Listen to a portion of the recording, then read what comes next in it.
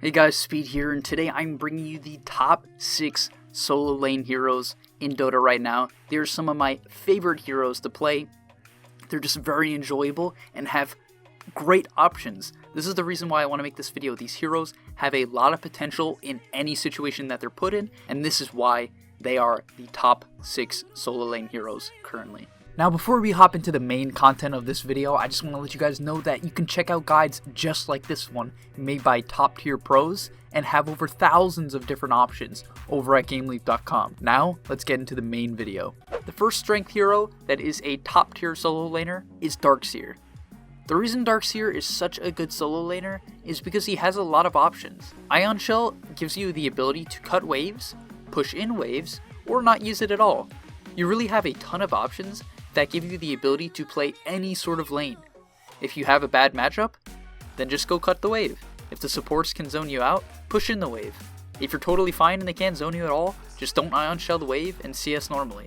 In addition, the hero can buy a Stout Shield because he's melee, and has quite good items that allow him to build sustain, such as Vanguard, Soul Ring, and Mangoes. Right? Obviously don't build Mangoes, but all of these items in general give you a lot of HP regen. In addition, you can buy a stick, and because of all these items being so good on the hero, you can sustain most lanes, and especially if you're in 1v1s, you can get a lot more out of the lane than your enemy 1v1 opponent, simply because you can cut the waves earlier, and you can farm side camps a lot more efficiently.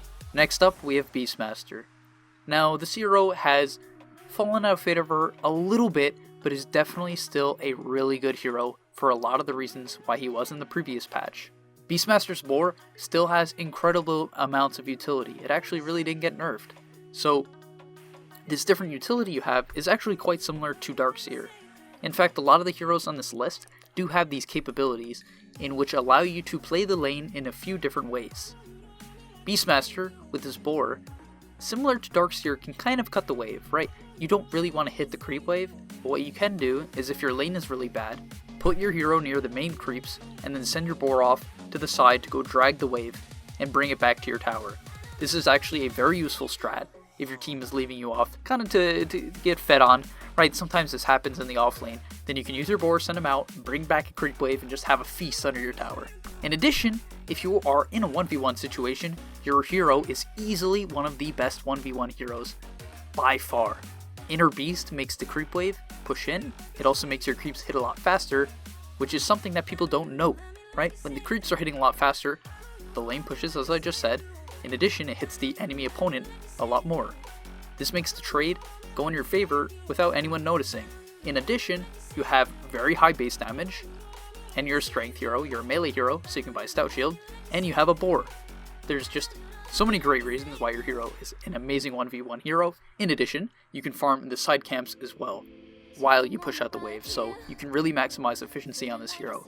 And one more thing that I kind of forgot to note, and is super important, actually more important maybe than any of these other tips that I've given, is that you can block the pole camp with your Hawk. Your Hawk is not as strong now, they did nerf the HP, but what is important to note is that it is invisible at level 1, so if they don't have a sentry, you can continuously block the pole camp with your Hawk so that the enemy support cannot pull, and this will keep your lane equilibrium in your favor. Next up, I'm going to give you a set of 2 agility heroes. So first, we have Pengle. Now, Pengle is definitely, probably, actually, most certainly the weirdest one on this list, simply because he's actually really bad at trading. This hero does not have an innate ability to allow him to trade. Swashbuckle in the early levels is extremely ineffective at trading, especially if you're 1v2. So why is this hero a pretty good solo lane hero? And the reason is because you have the option once again to cut the wave. And what your W and Q allow you to do is have immense amounts of ability to mess with the creep equilibrium by going behind the tower. You can drag the wave and then swashbuckle to safety. And what might come to your mind here is the idea that, hey, but then you don't have the creep wave. You might lose vision of the creep wave and it might not follow you. But it doesn't really matter, because what's important is that you stack up the wave, so then once you go cut the wave and double it up, even if you don't drag it with you, the enemy safe laner, if they are not top tier, will probably not know what to do. You will get a double wave, and as a result, you'll be able to catch up on XP.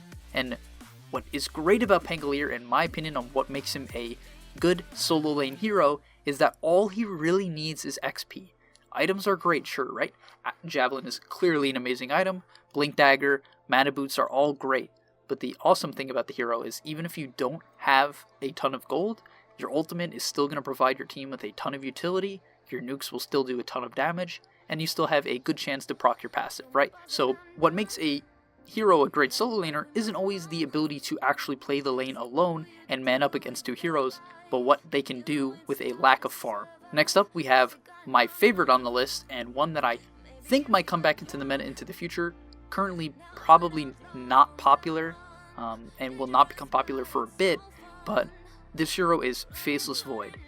And the reason I think Void is so cool as an offlaner is simply because a lot of the popular heroes, specifically like Jug and Ursa, he can manage against in the solo offlane position. Now, me saying Ursa there might have made you cringe, right? You're like, of course not, he can't trade against an Ursa, that's ridiculous. And obviously that's true, right? You can't trade with an Ursa, that's just ridiculous. But once again, I know I keep mentioning this point where you can go cut the wave and bring it around, but it's true, right? This is just the case with Dota 2 and how you have to play this whole offlane. I made a video a while back on talking about how you can win impossible offlanes, and a lot of those concepts still apply. And these heroes in particular, Seer, Beastmaster, Pengle, and Void, all have the ability to drag waves and either have a mobility skill or a crit clear skill that allows them to do this effectively.